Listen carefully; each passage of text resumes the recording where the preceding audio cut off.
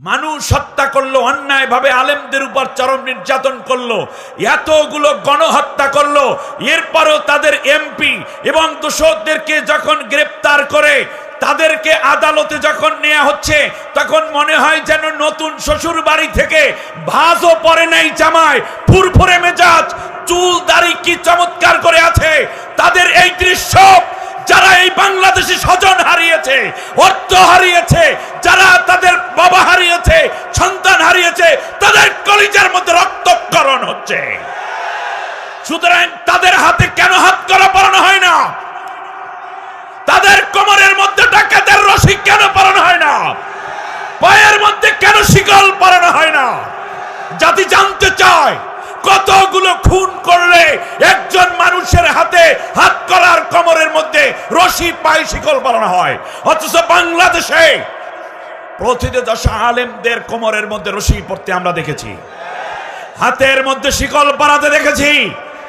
বাংলাদেশের নির্দোষ আলেমদেরকে গালিগালাজ করতে শুনেছি, রিমান্ডের নামে নির্যাতন করে করে মিথ্যা মামলা দিয়ে তাদেরকে যত হেনস্থা করা হয়েছে, তার বিপরীতে এই ধরনের অপরাধী চিহ্নিতদেরকে কেন শাস্তির মতো আদালতে নেওয়া হয় না? আগামীবারে যদি এই দুলার আদরে নেওয়া হয়, তাহলে যারা সংগ্রাম করেছে, জীবন দিয়েছে, রক্ত দিয়েছে, যাদের বিরুদ্ধে গণহত্যার অভিযোগ পর্যন্ত আছে, ঠিক তার পাশাপাশি দেশের আত্মসাৎ, লুটপাটের অভিযোগ আছে, ধর্ষণের অভিযোগ আছে, এরা সেই নষ্ট প্রেতাত্মা যারা বিদেশি দালালি করেছে বাংলাদেশকে ভিক্ষুকের জাতিতে পরিণত করার জন্য।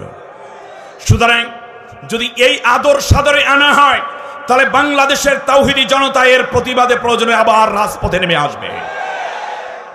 ওনাদের দল না করলে কিংবা সত্য সমালোচনা করলেও হয়ে যেত কি, এটা হচ্ছে পাকিস্তানের দালাল, ঠিক না বলেন? এই গালি আপনারা শুনছেন না? শুনেছেন। এখন দেখুন, পাকিস্তানের দালাল করতে করতে আমরা 18 বছর পর্যন্ত মার খাইলাম, জেল খাটলো, মামলা হলো, রিমান্ড দিল, গুলি খাইলো, আয়না ঘরে নিল, ফাঁসি পর্যন্ত দিয়েছে, গুম করেছে, ঠিক না বলেন? বাংলাদেশের জামাত ইসলামীর কোনো নেতা কিংবা কর্মী কি পাকিস্তান পালাই গেছে? বিএনপির কোনো নেতা কিংবা কর্মী কি পাকিস্তান পালাই গেছে? জাসদের কোনো লোক কি বিদেশে পালাই গেছে? ডান বাম কেউই জানে। চরমনার কোনো লোক কি পাকিস্তান পালাই গেছে? তবলিগের কেউ গেছে? কেউ যায় নাই, সবাই রয়ে গেছে। তাহলে বোঝা যায় বাংলাদেশে পাকিস্তানের কোনো দালাল নাই, কিন্তু ভারতের দালাল আছে। কেমনে বুঝলেন? ছাত্রদের আন্দোলন যখন তুঙ্গে, তখন তারা সব মিলে গাঠি বস্তা নিয়ে মামুর দেশে পাড়ি জমিয়েছে, ঠিক না বলেন? তাহলে বোঝা যায় তারা বাংলাদেশে পাকিস্তানের দালাল নাই, বরং ভারতের দালাল আছে। অতএব যেহেতু দালাল তোমরা আছো, অতএব ওই দালাল দেশি যেই দেশের দালালি করে ওই দেশে চলে যাও, বাংলাদেশ তোমাদের জন্য নিষিদ্ধ, ঠিক না বলেন? আর কত অন্যায় করলে একটি দল নিষিদ্ধ হবে আমি জানি না। এই বর্তমান অন্তর্বর্তীকালীন সরকারের কাছে দাবি করছি, এই খুনিরা যেই রাষ্ট্রে পালিয়েছে, ডক্টর ইউনূস আপনি পারবেন বলেই বাংলাদেশের মানুষ আপনার নেতৃত্বকে মেনে নিয়েছে, ঠিক কিনা বলেন? ছাত্র সমাজ আপনাকে স্যালিউট দিয়ে রিসিভ করেছে, আপনার এই নৈতিক দায়িত্ব হয়ে দাঁড়িয়েছে খুনিদেরকে বিদেশ থেকে এনে বাংলাদেশে প্রকাশ্যে চূড়ান্ত শাস্তির ব্যবস্থা করুন। বাংলাদেশের মানুষ আপনার সাথে আছে। বাংলাদেশের মানুষ দুটি দলকে দেখতে চায়। এক নম্বরে দেখতে চায় ইসলামী দলকে এগিয়ে আছে, দেখতে চায় বাংলাদেশের জাতীয়তাবাদী দল সামনে এগিয়ে আছে। এই দুইটার সমন্বয়ে আগামীর বাংলাদেশ হবে আল্লাহর কোরআনের বাংলাদেশ, মুসলমানের বাংলাদেশ, দালাল মুক্ত বাংলাদেশ, ভারতের আধিপত্যবাদ মুক্ত বাংলাদেশ। চ্যানেলটি সাবস্ক্রাইব করে আমাদের সঙ্গেই থাকুন। সকলকে নিয়ে আল্লাহর শুকরিয়া আদায় করছি, যিনি আল্লাহ আমাদেরকে চরম প্রতিকূল পরিবেশের পতন ঘটিয়ে দিয়ে অনুপম এবং পরম আনুকূল্য কোরআন এবং ঈমানদারদের জন্য, দেশপ্রেমিকদের জন্য যে আল্লাহ তাআলা পরম অনুকূল পরিবেশ দান করে দিয়েছেন, অবনত চিত্তে সেই মহান মালিকের দরবারে পড়ি আলহামদুলিল্লাহ। বাংলাদেশের প্রেক্ষাপটে বিগত 18টা বছর একটানা যে সরকার ক্ষমতায় ছিলেন, মাহফিলগুলো অনুমতি পাবে কি পাবে না এটা নিয়ে কর্তৃপক্ষ বড় টেনশনে থাকতেন, ঠিক না? ঠিক তার পাশাপাশি বক্তার এনআইডি কার্ড 14 গোষ্ঠী উদ্ধার করে তারপরে অনুমতি দিত, 1 ঘন্টা আগেও সেটা বন্ধ করে দিত। অথচ আল্লাহর কোরআনের মাহফিল বন্ধ করার অধিকার পৃথিবীতে কোনো জালেমেরও নাই, ঠিক না বলেন? কোরআনের কথা বলার এই অধিকার তারা কেড়ে নেয়ার একটি বড় পরিবেশ তৈরি করে ফেলেছিল। কিন্তু আল্লাহ সুবহানাহু ওয়া তাআলা আমাদেরকে সেই কোরআনের পরিবেশ যে দান করে দিলেন, কিন্তু ভারাক্রান্ত হৃদয়ে আজ স্বীকার করতেই হচ্ছে এই ময়দানে তাফসিরুল কোরআন মাহফিলের জন্য যারা মেহনত করেছেন তার অন্যতম ছিলেন আল্লামা দেলাওয়ার হোসাইন সায়েদী।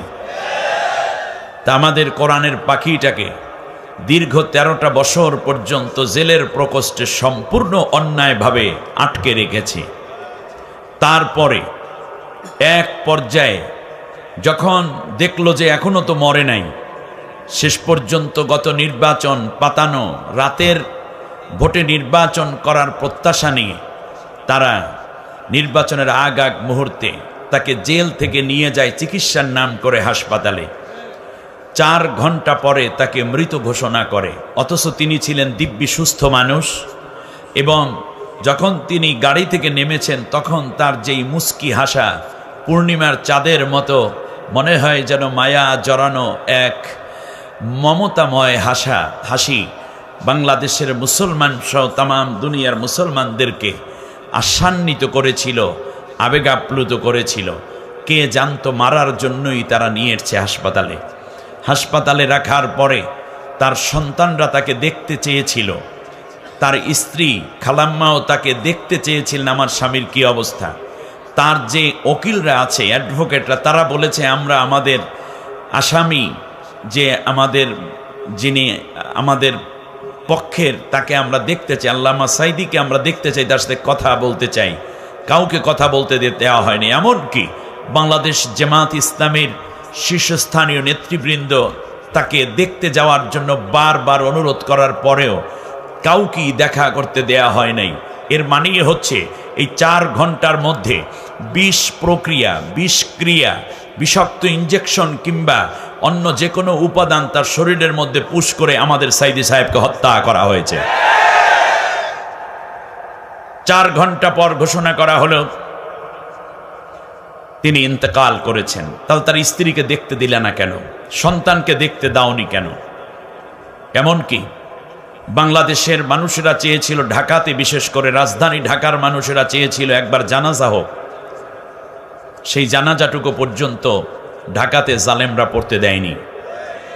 সম্মানিত ভাইয়েরা, আজ এই হাজার হাজার তাওহীদি জনতার পক্ষ থেকে 2টি বিষয়ে 2টি জায়গায় আমরা দাবি করতে চাই। বর্তমান আন্তর্জাতিক অপরাধ ট্রাইব্যুনাল আগের মতোই তার চেয়েও শক্তিশালী হয়ে গুজগাছ হয়েছে, ঠিক না বলেন? অতএব এই ট্রাইব্যুনালে সর্বপ্রথম অনেকগুলো বিচার তো করা হবে, কিন্তু আজকে এই তাওহীদি জনতার পক্ষ থেকে, কোরআন প্রেমিকদের পক্ষ থেকে দাবি, আল্লামা সাইদি সাহেবের চিকিৎসা যেই চিকিৎসকরা করেছিল, ডাকাত নামের ডাক্তাররা তাকে যে হত্যা করেছে, নার্সরা ছিল, তদানীন্তন স্বরাষ্ট্রমন্ত্রী, গোয়েন্দা বিভাগ, ডিবি, ডিএসপি এবং জেল দারোগা সহ যারাই নেতৃত্ব ছিল, দায়িত্ব ছিল, তাদের প্রত্যেককে গ্রেপ্তার করা হোক, রিমান্ড দেয়া হোক। তারপরে জানা হবে আমাদের আল্লামা সাইদিকে কিভাবে হত্যা করা হয়েছে। যারা এই হত্যাকাণ্ডের সাথে জড়িত, যতগুলো হত্যার রায় বাস্তবায়ন করা হবে, সর্বপ্রথম আল্লামা সাইদি হত্যাকারীদের ফাঁসির রায় কার্যকর করা হোক, ঠিক কিনা বলেন?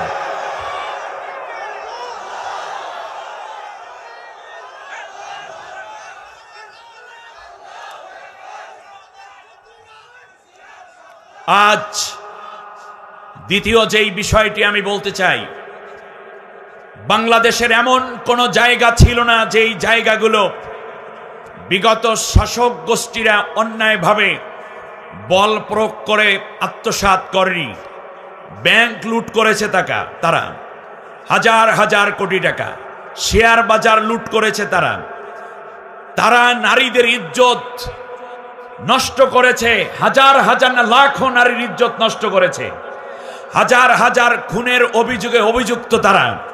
বাংলাদেশের গণতন্ত্র হত্যার জন্য দিনের ভোট রাতে শুধু দেয়া নয়, বরং অন্য কাউকে ভোটও দিতে দেয় নাই। সেই সময় অন্য দলের কোনো নেতৃবৃন্দকে এলাকায় পর্যন্ত ঢুকতে দেয় নাই, ঠিক না বলেন?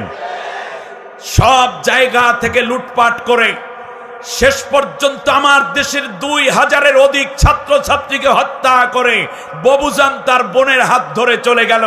আমার কথা হচ্ছে, যারা দেশকে তলাবিহীন ঝুড়িতে পরিণত করলো, ব্যাংকের টাকা লুট করলো, শেয়ার মার্কেট লুট করলো, বাংলাদেশের রেমিটেন্সকে যারা হত্যা করলো, বাংলাদেশের শেষ পর্যন্ত আমানতগুলো নষ্ট করলো, এমনকি দুর্নীতি করে করে শেষ করলো, তার পাশাপাশি মানুষ হত্যা করলো, অন্যায়ভাবে আলেমদের উপর চরম নির্যাতন করলো, এতগুলো গণহত্যা করলো। এরপরও তাদের এমপি এবং দোষরদেরকে যখন গ্রেপ্তার করে তাদেরকে আদালতে যখন নেওয়া হচ্ছে, তখন মনে হয় যেন নতুন শ্বশুর বাড়ি থেকে ভাজও পরে নাই জামায়, ফুরফুরে মেজাজ, চুল দাড়ি কি চমৎকার করে আছে। তাদের এই দৃশ্য, যারা এই বাংলাদেশি স্বজন হারিয়েছে, অর্থ হারিয়েছে, যারা তাদের বাবা হারিয়েছে, সন্তান হারিয়েছে, তাদের কলিজার মধ্যে রক্তক্ষরণ হচ্ছে। সুতরাং তাদের হাতে কেন হাত করা পরানো হয় না?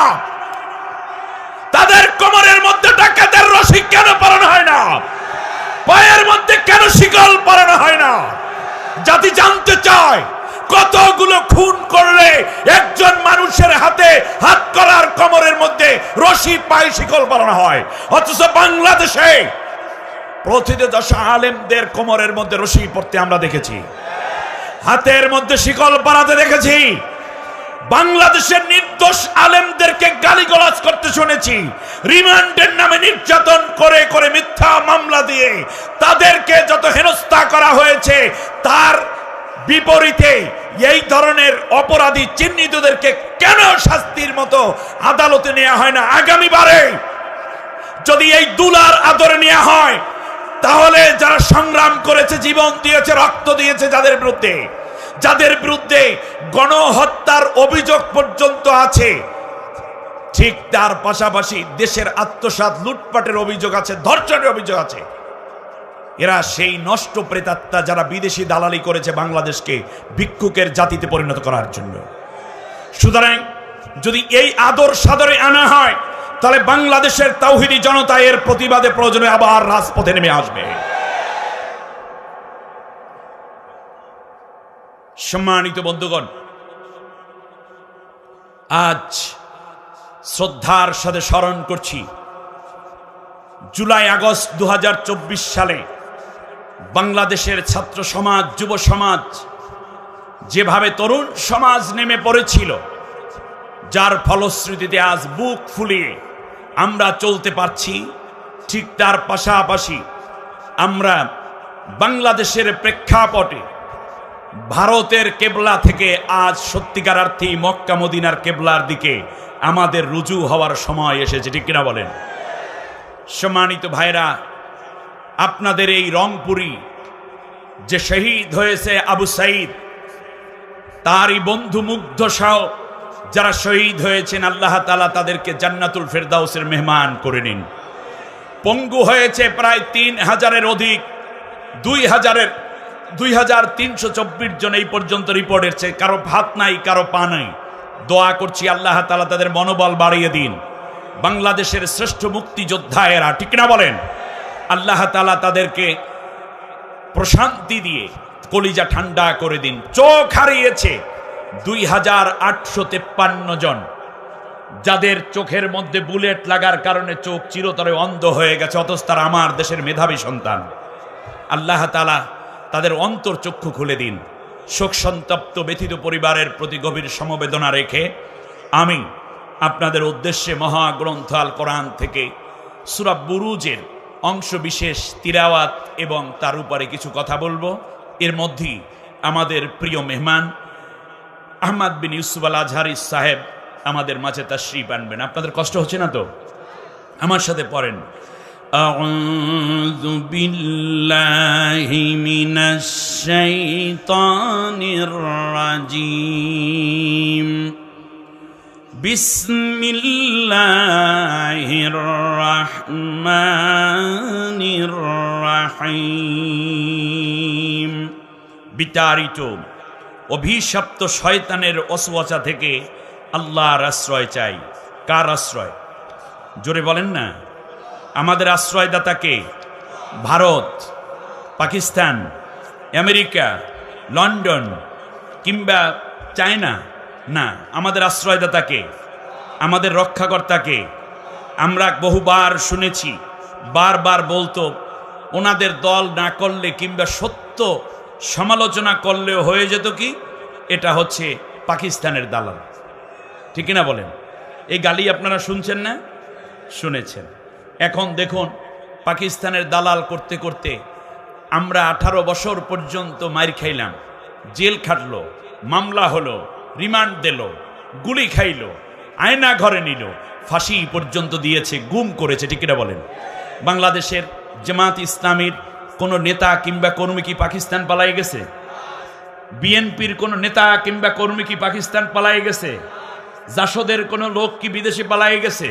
ডান বাম কেউই জানে। চরমনার কোন লোক কি পাকিস্তান পালাই গেছে? তবলিগের কেউ গেছে? কেউ যায় নাই, সবাই রয়ে গেছে। তাহলে বোঝা যায় বাংলাদেশে পাকিস্তানের কোনো দালাল নাই, কিন্তু ভারতের দালাল আছে। কেমনে বুঝলেন? ছাত্রদের আন্দোলন যখন তুঙ্গে, তখন তারা সব মিলে গাঠি বস্তা নিয়ে মামুর দেশে পাড়ি জমিয়েছে। ঠিক না বলেন? তাহলে বোঝা যায় তারা পাকিস্তানের, বাংলাদেশে পাকিস্তানের দালাল নাই, বরং ভারতের দালাল আছে। অতএব যেহেতু দালাল তোমরা আছো, অতএব ওই দালাল দেশি যেই দেশের দালালি করো ওই দেশে চলে যাও। বাংলাদেশ তোমাদের জন্য নিষিদ্ধ। ঠিক না বলেন?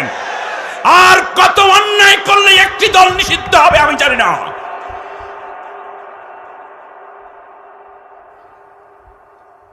প্রিয় বন্ধুগণ, আমরা সাহায্য চাই কার কাছে? পরম করুণাময় অসীম দয়ালু আল্লাহর নামে শুরু করছি। ওয়ামা নাকানু মিনহুম ইল্লা আইয়ুমিনু বিল্লাহিল আজিজিল হামিদ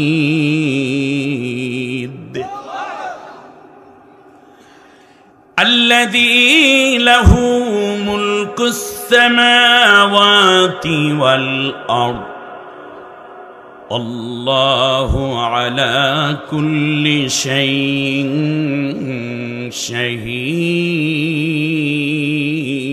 شهيد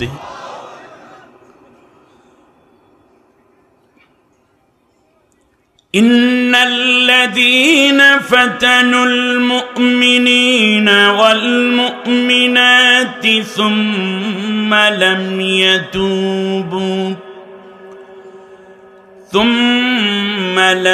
يتوبوا فلهم عذاب جهنم ولهم عذاب الحريق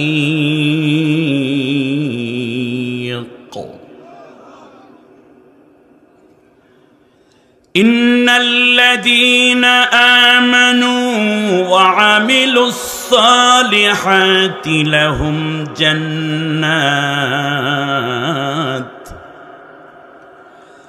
لهم جنات تجري من تحتها الأنهار ذلك الفوز الكبير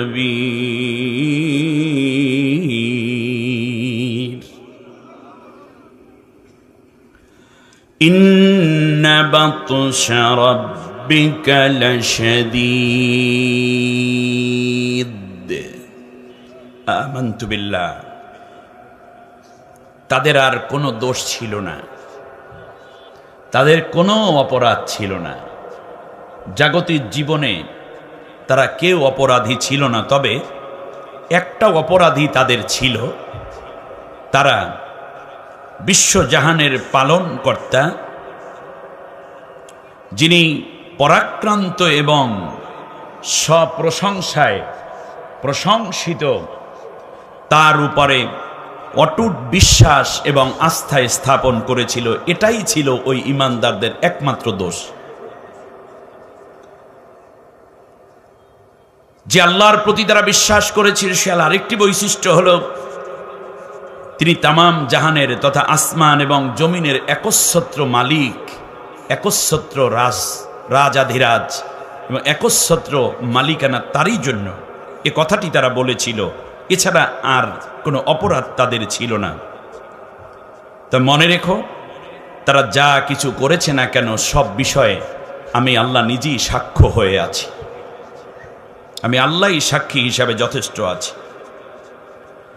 হে পৃথিবীর সমস্ত মানব জাতি, জেনে নিও, যারা ঈমানদারদেরকে কষ্ট দেয়, সেই ঈমানদার নারী হোক কিংবা পুরুষ, এই কষ্ট দেওয়ার পরে যারা তওবা করে না, ফিরে আসে না, তাদের জন্যই রয়েছে মহা কঠিন যন্ত্রণাদায়ক শাস্তি, এবং তাদের জন্য রয়েছে স্থায়ী এবং চিরন্তন শাস্তির বিভিন্ন ব্যবস্থা আমি আল্লাহর পক্ষ থেকে। ঠিক তার পাশাপাশি বিপরীতে যারাই আমি আল্লাহর প্রতি ঈমান এনে সৎকর্ম সম্পাদন করবে, তাদের জন্য রয়েছে জান্নাত, যার তলদেশ দিয়ে ঝর্ণা ধারা প্রবাহমান। আর এটাই হচ্ছে মূলত মানব জীবনের শ্রেষ্ঠতম বিজয় এবং চূড়ান্ত সাফল্য। আরেকটি কথা তোমরা মনে রাখবা, দুনিয়ায় যে যাই করো না কেন, আমি আল্লাহ তাআলার ধরা বড়ই কঠিন। আমি যাকে ধরি তাকে আর ছাড় দেই না, তাকে আর ছেড়ে দেই না। আল্লাহ তাআলা বললেন, লাশাদীদ, আমার ধরা বড়ই কঠোর এবং কঠিন। বারাকাল্লাহু লানা ওয়া লাকুম ফিল কোরআনিল আযীম। আল্লাহুম্মা ইগফির লানা ওয়া লিওয়ালিদাইনা ওয়া লিজামিল মুমিনিনা ওয়াল মুমিনাত ইয়াওমা ইয়াকুমুল হিসাব। সূরার নাম সূরা বুরুজ। সূরার নাম কি বলেন? সূরার নাম সূরা বুরুজ। বুরুজ শব্দের অর্থ হলো কক্ষপথ। যেমন আমরা জানি ইউরেনাস, নেপচুন, প্লুটো, বুধ, শুক্র, পৃথিবী, মঙ্গল, বৃহস্পতি, শনি, ইউরেনাস, নেপচুন, প্লুটো, ভালকান, এগুলো উপগ্রহ। সূর্য নামক নক্ষত্রকে কেন্দ্র করে এই গ্রহগুলো আবর্তিত, যেগুলো ছিল গ্রহ, বুধ, শুক্র। আর পৃথিবীর একমাত্র উপগ্রহের নাম হচ্ছে চাঁদ। এই যে পশ্চিম আকাশে চাঁদটা দেখা যাচ্ছে এখন, না? পূর্ণিমার মনে হয় আজ একদিন পর আজকে। সুতরাং আমাদের একমাত্র উপগ্রহ বন্ধুটির নাম হচ্ছে চাঁদ। এমনি করে পৃথিবী আল্লাহ রাব্বুল আলামিন যেমন সাজিয়েছেন, আসমানকেও আল্লাহ সাজিয়েছেন গ্যালাক্সি দিয়ে। কখনো এটার মধ্যে দিয়েছেন অগণিত নক্ষত্র। পৃথিবী থেকে চাঁদের দূরত্ব 9,30,00,000 মাইল। পৃথিবীর চেয়ে 13 লক্ষ গুণ বড় এই সূর্যটা। সুবহানাল্লাহ বলেন। কিন্তু দেখতে এত ছোট এই জন্য, যেহেতু এটা অনেক উপরে। আপনারা যখন বিমানে উঠবেন, বিমানে যারা চড়েছেন, দেখবেন দুনিয়ার দিকে তাকালে মানুষগুলোকে একেবারে ছোট ছোট মনে হয়। এটা অনেক উপরে, যার কারণে পৃথিবী থেকে এটা এত ছোট দেখায়।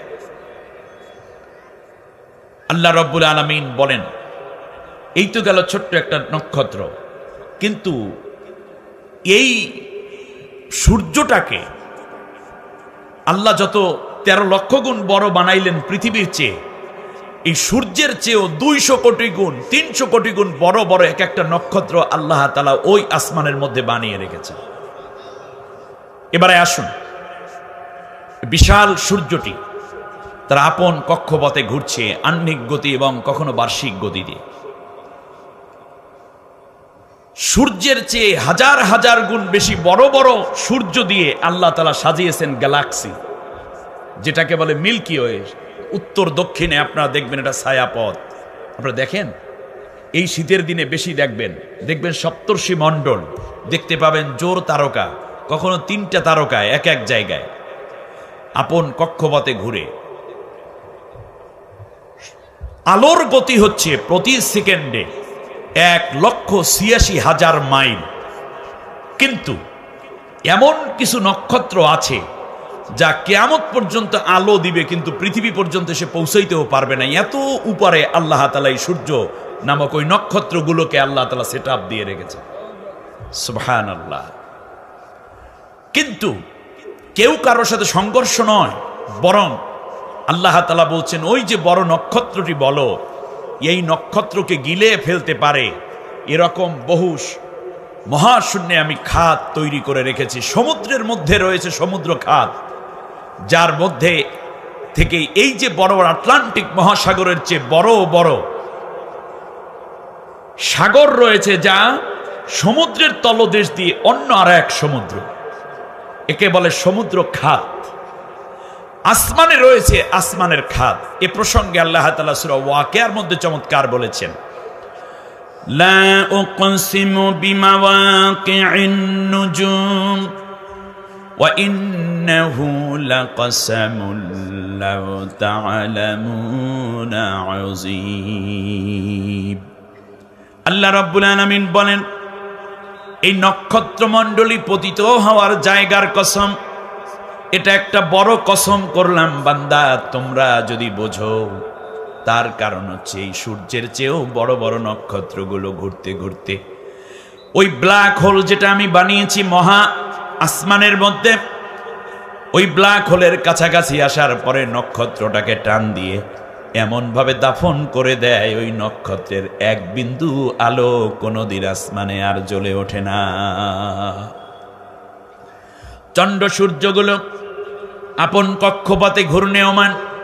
আল্লাহ রাব্বুল আলামিন বলেন, লাশ-শামসু ইয়ামবাগি লাহা আন তুদরিকাল কমারা ওয়ালাল-লাইলু সাবিকুন নাহার ওয়া কুল্লুন ফি ফালাকিন ইয়াসবাহুন।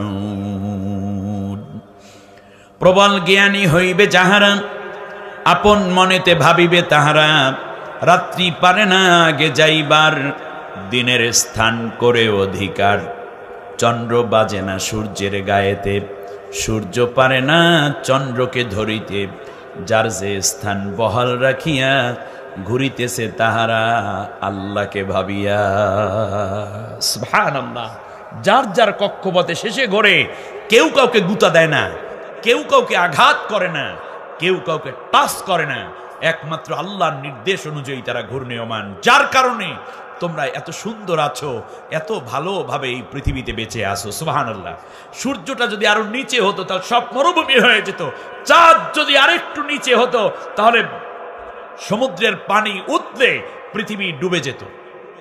আরো যদি উপরে থাকতো, বিজ্ঞানীরা বলছেন যে তাহলে এই পৃথিবী পুরোটা মরুময় হয়ে যেত, সবুজ শ্যামলী পৃথিবীতে আর খুঁজে পাওয়া যেত না। এটার নাম হচ্ছে বুরুজ। এর নাম কি? বুরুজ।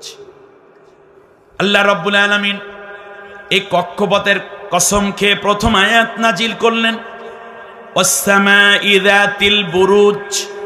এই জন্য সূরার নামই হয়ে গেছে বুরুজ। এই সূরা বুরুজের মধ্যে আল্লাহ রাব্বুল আলামিন আয়াত দিয়েছেন 22টা। কয়টা? রুকু আছে একটা, মক্কায় অবতীর্ণ সূরা। তাহলে কোন সূরা থেকে আমরা আজকে তাফসীর শুনছি বলেন তো দেখি? সূরার নাম কি? বুরুজ। অবতীর্ণ হয়েছে কোথায়? মদিনায় না মক্কায়? মক্কায়, রাইট। আয়াত আছে কতগুলো? 22টা। রুকু আছে কয়টা? একটা। সেখান থেকে ধরে আমি আপনাদের উদ্দেশ্যে 8, 9, 10, 11, 12 কয়টা আয়াত হলো? 5টা। এই 5টি আয়াতের অনুবাদ এবং তার তিলাওয়াত এবং তার সরল অনুবাদ করতে চেষ্টা করেছি। আপনারা ঘটনা জেনে থাকবেন, এক জালেম শাসক ছিল। সেই সময় যে জালেম শাসক নাম ছিল তার দাকিয়ানুস, সেই সময় ঈমান গ্রহণকারী একটি গোত্র ছিল যার নাম ছিল আসহাবুল উখদুদ। নাম কি? উখদুদ। ঈমান আনলো তারা। নবীর উপরে যখন ঈমান আনলো, ঈমান আনার পরে আমি কিন্তু তাফসিরের ভাজেই কথা বলছি, ভালো করে বুঝেন, অর্থাৎ তিলাওয়াত, অনুবাদ, তারপর শানে নজুল, এরপরে ব্যাখ্যা। এবারে আসেন, আসহাবুল উখদুদ, দাকিয়ানুস বাদশার সবচেয়ে বড় টার্গেট ছিল যারা ঈমানদার হবে, নবীর প্রতি ঈমান আনবে, তাদেরকে হত্যা করে ফেলো। ঈমানদারদেরকে কি করো? হত্যা করার ধরনও ছিল ভিন্ন। ঈমানদাররা ঈমান আনলো, আল্লাহর বান্দা বান্দিরা নবীর উপর ঈমান আনলো। দাকিয়ানুস বাদশা গোপনে গোপনে সবার নাম লিস্ট করেছে। বড় একটা আগুনের কুণ্ডলি জ্বালালো, গর্ত করলো, গর্তের মধ্যে লাকড়ি দিল, তার মধ্যে তেল ঢাললো, কেরোসিন ঢাললো কিংবা পেট্রোল দিল, অথবা যেভাবে বেশি লাকড়ি ধরানো যায় সেইভাবে ধরিয়ে নিল, জ্বালিয়ে নিল। আগুন দাউ দাউ করে জ্বলে, হাত বাঁধা, পাও বাঁধা ঈমানদারদেরকে আগুনের চারপাশে গোল করে দাঁড় করানো হলো। বাবা, সন্তান, স্ত্রী, স্বামী ঈমান এনেছে, ঈমানদারদেরকে একটা একজন একজন করে আগুনের মধ্যে ধাক্কা মেরে ফেলে দেয়, আর ডাক দিয়া বলে, ঈমান ত্যাগ করো, নয়তো তোমাদেরকে আগুনের মধ্যে সবাইকে ফেলে দেব। একজনকে আগুনের মধ্যে ফেলে সে চলে যায় পাশেই, আর একজন দাঁড়িয়ে থাকে, সে যায় না, আফসুস করে না, জীবন ভিক্ষা চায় না, এমনকি বলে না যে আমি বাদ দিলাম, আমাকে রক্ষা করো, এরকম কিছু বলে না। একজন একজন করে করে আগুনের মধ্যে ফেলে দেয়, আগুনের মধ্যে ফেলে দেয়। হঠাৎ করে এক মায়ের কোলে 10 মাস বয়সের একটা শিশু সন্তান, মা ঈমানদার, সন্তানকে সেখানে দাঁড়িয়ে দুধ পান করাচ্ছে শেষবারের মতো।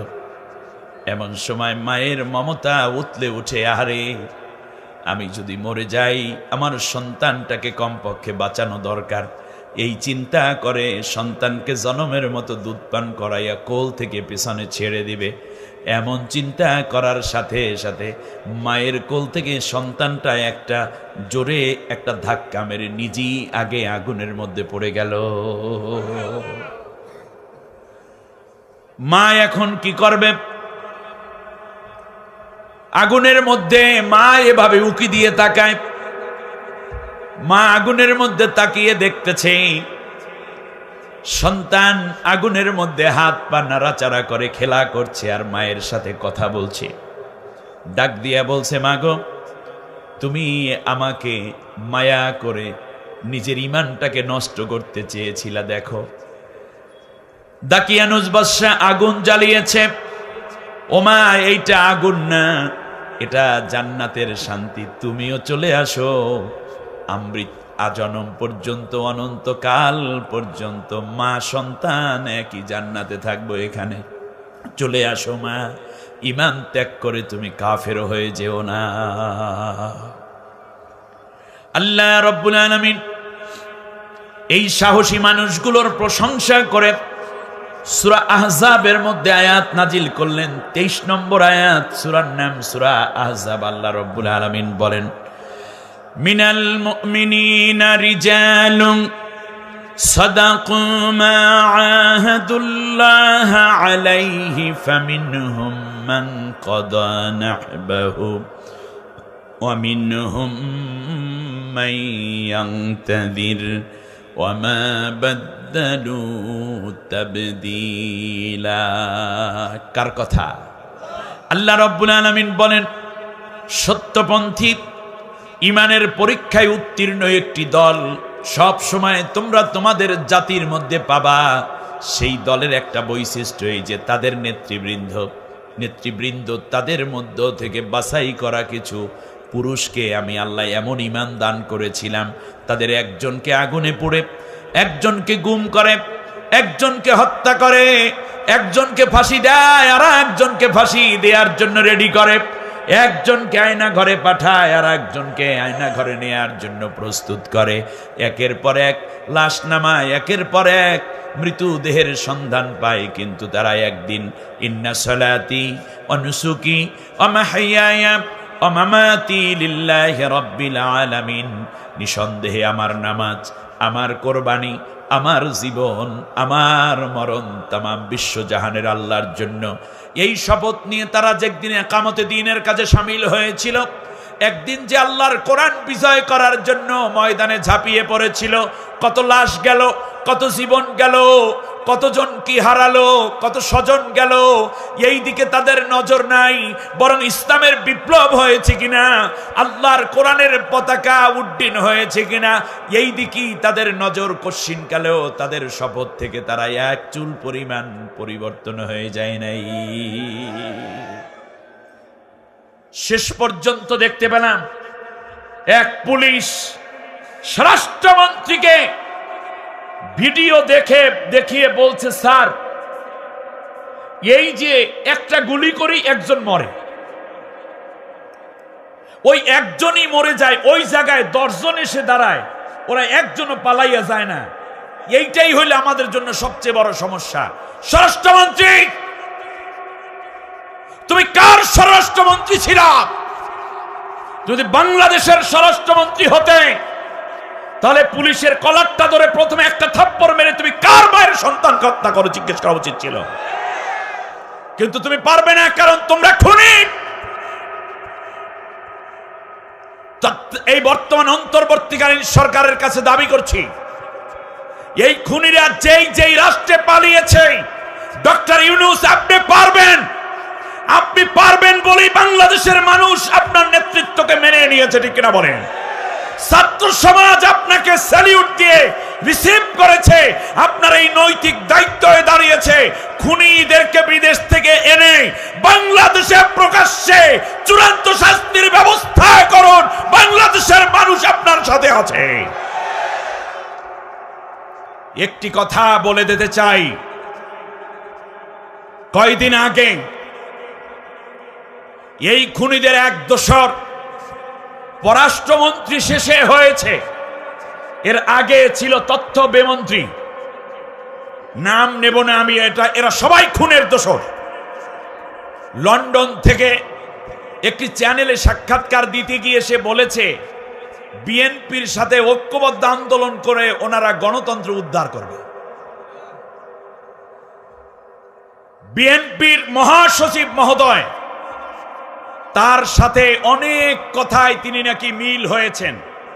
কোন দল নিষিদ্ধের পক্ষে তিনি না, উনিও না। এমনি করে করে আমি বিগত 18 বছর কষ্ট সয়েছে বিএনপির লোকেরা, বহু নেতা নেত্রীকে হত্যা করা হয়েছে, জেল দেয়া হয়েছে, তাদের দলীয় নেত্রীর উপর এমন কোন অত্যাচার নাই যা করা হয় নাই মানসিকভাবে, ঠিক কিনা বলেন? সুতরাং আমি স্পষ্ট করে সহজ ভাষায় বলে দিতে চাই, যদি বাংলাদেশের মানুষ ঘুণাক্ষরেও টের পায় এই খনি গোষ্ঠীর সাথে বিএনপির কোন নেতা কিংবা নীতি নির্ধারণীর কোন নেতৃবৃন্দের ন্যূনতম দূরতম বন্ধুত্ব আছে, কানেকশন আছে, লিংক আছে, তাহলে বাংলাদেশের বিএনপিকেও আওয়ামী লীগের চেয়ে করুণ পরিণতি অবলম্বন করতে হবে।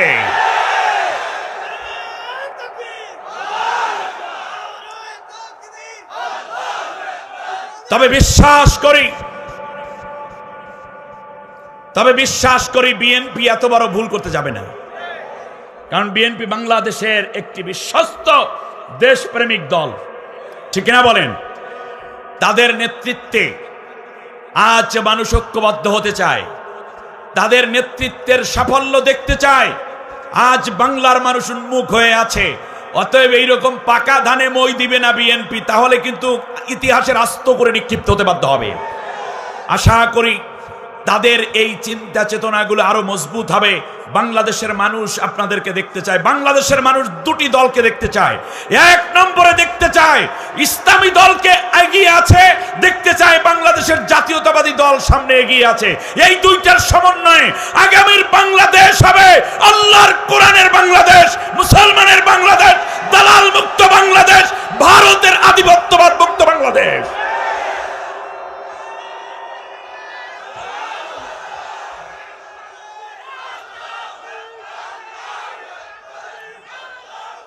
আল্লাহ রাব্বুল আলামিন বলেন, শোনো তাদের আর কোনো দোষ ছিল না। তাদের দোষ বলতে একটাই ছিল, তারা আল্লাহ রব্বুল আলামিনের উপরে ঈমান এনেছে, আর কোনো দোষ তাদের নাই। আল্লাহু আকবার। আল্লাহ রব্বুল আলামিনের কথা ধরে যদি সামনে আগাই, মুসা আলাইহিস সালাম যখন কোরআন দ্বীনের দাওয়াত দিলেন, কালেমার দাওয়াত দিলেন, দেশের যুবকরা ঈমানের দিকে ধাবিত হলো। মুসা পয়গম্বরের জ্ঞান ভিত্তিক বিজ্ঞান মনস্ক দাওয়াত, সময় উপযোগী চিন্তা, সর্বোপরি তার মাস্টার প্ল্যান, জ্ঞান বিজ্ঞানে পরিপূর্ণ আল্লাহর নবীকে যখন জাতির জ্ঞানী ছেলেরা পেয়ে গেল, তারা জ্ঞান তালাশ করে। ফিরাউনের কাছে কোনো জ্ঞান ছিল না, ফিরাউন ছিল মূর্খতায় ভরপুর একটা সরকার প্রধান, ঠিক কিনা বলেন? কোথায় পাইলেন? আল্লাহ রাব্বুল আলামিন বলেন সূরা তাওয়ার ৭৯ নম্বর আয়াতে আল্লাহ রাব্বুল আলামিন বলেন, ওয়া আদাল্লা ফিরআউনু কওমাহু ওয়া মা হাদা। ফিরাউন তার জাতির লোককে মূর্খ বানিয়েছিল, কোনো সত্য পথ দেখায় নেই। মুসা আলাইহিস সালাম এসে আল্লাহ রাব্বুল আলামিনের ওহীর জ্ঞান দিয়ে যখন জাতির লোককে ডাকলো, সর্বপ্রথম যুবকরা ইসলামের দিকে ধাবিত হলো। বলুন আলহামদুলিল্লাহ। আজও বাংলাদেশকে যদি সমৃদ্ধশালী, দুর্নীতি মুক্ত, অন্যায় মুক্ত, ঘুষ সুদ মুক্ত, এমনকি জিনা ব্যভিচার মাদক মুক্ত বাংলাদেশ যদি করতে হয়, তাহলে যুবকদেরকে আসতে হবে। সেই ক্ষেত্রে নেককার যুবকদেরকে এগিয়ে আসতে হবে। আর আমার যুব সমাজকে জ্ঞান বিজ্ঞানের সমৃদ্ধির পাশাপাশি তাদেরকে মোরালিটি ডেভেলপ করার জন্য ইসলাম এবং নৈতিক শিক্ষাকে আবশ্যক করতেই হবে। ইউনিভার্সিটিতে পড়ুয়া ছেলেদের রুমের মধ্যে পাওয়া যায় অস্ত্র, ড্যাগার, ছুরি, এমনকি তাদের হকি স্টিক, হেলমেট, এরপরে পাওয়া যায় AK-47, রিভলভার, বন্দুক, আর পাওয়া যায় বোতল, শত শত বোতল ভরা মদ। সাথে পাওয়া যায় মেয়েদের ড্রেস। আস্তাগফিরুল্লাহিল আযীম। আর যেই ছেলেটির রুমের মধ্যে কোরআন পাওয়া যেত, যেই মেয়েটির রুমের মধ্যে ইসলামী বই পাওয়া যেত, তাকে শিবির নাম দিয়ে হল থেকে অপমানিত করে পিটিয়ে জখম করে বের করে দেওয়া হতো, ঠিক কিনা বলেন? আজ বাংলাদেশ ঘুরে দাঁড়ানোর সময়। সুতরাং নৈতিক শিক্ষা ব্যতীত একটি জাতি উন্নতি করতে পারে না। বিশ্বের চ্যালেঞ্জ মোকাবেলায় তোমাদেরকে অবশ্যই এই আবু সাঈদ এবং মুগ্ধের রক্তের ঋণ পরিশোধ করার জন্য আন্তর্জাতিক বিশ্ব চ্যালেঞ্জ মোকাবেলায় একদিকে তোমাদেরকে যেমন জ্ঞান বিজ্ঞান প্রযুক্তি এবং চিকিৎসা শিক্ষায় এগিয়ে থাকতে হবে, ঠিক তার পাশাপাশি নিজের নৈতিক শিক্ষা গ্রহণ করার জন্য অবশ্যই যে যে ধর্মের হও, ধর্মীয় চর্চা অবশ্যই করতে হবে। স্ট্যানলি হোল সেইড, একজন খ্রিস্টান দার্শনিক, তিনি বলেছেন, if you teach your children the 3 R's, reading, writing and arithmetic, and you leave the 4th religion, you will get the 5th rascality. তুমি যদি তোমার সন্তানকে 3টা আর শেখাও, পড়া, লেখা এবং গণিত বিদ্যা, কিন্তু তুমি 4th আর তথা যদি ধর্মীয় শিক্ষা না দাও, তাহলে তুমি 5ম একটা আর পাবা, সেটা রাসকালিটি, মানে বদমাইশি, ঠিক না বলেন? এই এমপি গুলো, মন্ত্রীগুলো, সচিবগুলো যারাই ছিল, 99% ছিল দুর্নীতিবাজ। মুসা আলাইহিস সালামের প্রতি ঈমান আনলো যুবকরা। ফামা আমানা লিমূসা ইল্লা যুররিয়াতুম মিন কওমিহি আলা খাউফিম মিন ফিরআউনা ওয়া মালাইহিম আন ইয়াফতিনাহুম। আল্লাহ রাব্বুল আলামিন বলেন, শোনো, জাতির যুবকদেরকে ফিরাউন কোন রকম দমিয়ে রাখতে পারল না। তারা জ্ঞান এবং নৈতিক শিক্ষা নেয়ার জন্য মুসার উপরে ঈমান আনলো। ফিরাউন যখন জানতে পারল এই যুবকরা ঈমান এনেছে, তাদেরকে ডাকলো 9 জন মাত্র। কয়জন? 5 আর 4 কয়জন? 9 জন। 9 জনকে ডেকে নিয়ে আসলো। এবার ফিরাউন বলছি, قال آمنتم له قبل آذن لكم فلأقطعن أيديكم وأرجلكم من خلاف ولمسلبنكم في جذوع النخل। সূরা তাহার ৭১ নম্বর আয়াতে আল্লাহ রাব্বুল আলামিন বলেন, যুবকদেরকে অ্যারেস্ট করা হলো। এনে যুবকদেরকে বলছি, আমার অনুমতি ছাড়াই তোমরা নাকি মুসার দলে যোগদান করেছি, এর মানে অনুমতি নিয়ে ছাড়া তার বিরুদ্ধে কেউ দাঁড়াইতেও পারবে না। এমন একটা স্বৈর শাসক সে পরিণত হয়ে গেল, শেষ পর্যন্ত তার রাষ্ট্রে বিরোধী দল কেউ ছিল না, তার বিরুদ্ধে কথা বলতে হলে তার অনুমতি নিয়ে বলা লাগবে। আমাদের দেশে এইরকম চাচা চাচিরা সুন্দর একটা বিরোধী দলও ছিল, ঠিক কিনা বলেন? পোলা পাইনে গান বলছে, যেই পথে গেছে আপা সেই পথে যাবে জাপা, ঠিক কিনা বলেন? আমার ভাইয়েরা, এইরকম বিরোধী দল কি হতে পারে? ফেরাউন চায় আমার একটা বিরোধী দল থাকবে, কিন্তু আমার অনুমতি নিয়ে চলবে। মুসা আলাইহিস সালামের সামনে যুবকেরা বলল, ঈমান আনবো, আপনার কাছে অনুমতি লাগবে কেন? বলল, তোমরা তো বিদ্রোহী, দেশদ্রোহী। কত রকমের অভিযোগ তাদের বিরুদ্ধে দিল, তাদেরকে বলা হলো রাজাকার, দেশদ্রোহী। সেই সময় বলেছিল সাহের মানে হচ্ছে জাদুকর, বর্তমানে ফেরাউনের নাতিপুতি শাসকরা বলে কি? রাজাকার। কিন্তু পোলা পাইনে দেখছেন কি মজা করে বলছে, চেয়েছিলাম অধিকার, হয়ে গেলাম রাজাকার। এইবার ছেলে মেয়ে সবাই একত্রে বলল, তুমি কে রাজাকার? আমি কে? বলছে কে? স্বৈরাচার। আপনি খেয়াল করেন কি স্লোগান দিয়ে বলাইল না? হ্যাঁ, 11 বছর আগে, মাত্র 11 বছর আগে বাংলাদেশের রাজধানী ঢাকার প্রাণ কেন্দ্র, ওইটার নাম কি জানো রে? শাহবাগে সতে সাইদি, তুই রাজাকার তুই রাজাকার, কতে কাদের মোল্লা, তুই রাজাকার তুই রাজাকার। এক যুগ হয় নাই, 11 বছরের মাথায় এসে যারা এই রাজাকার নাটক করেছিল ইমরানের সরকারের মাধ্যমে, মূলত তাদের সবাইকে রাজাকার উপাধি দিয়া দেশ থেকে তাড়াই দিয়েছে, ঠিক কিনা বলেন? আল্লাহর মায়ের আলমের বাইরে এক যুগ যায় নাই। আল্লামা সাইদিকে হত্যা করার পর 1 বছর অতিক্রান্ত হতে না হতেই ইঁদুরের গর্ত পায় নাই পালাতে, ঠিক কিনা বলেন? এরা আবার নাকি ইঁদুরের গর্ত থেকে বের হবে। বাংলাদেশের 18 কোটি মানুষের 36 কোটি হাতে একটা করে লাঠি থাকবে, ঠিক কিনা বলেন? যদি ইঁদুর মাথা উঁচু করতে চায় তাহলে ইঁদুরের মাথা ছেঁচে দেওয়া হবে, কিন্তু বাংলাদেশের 1 ইঞ্চি ভূমি ক্ষতি হতে দেওয়া যাবে না।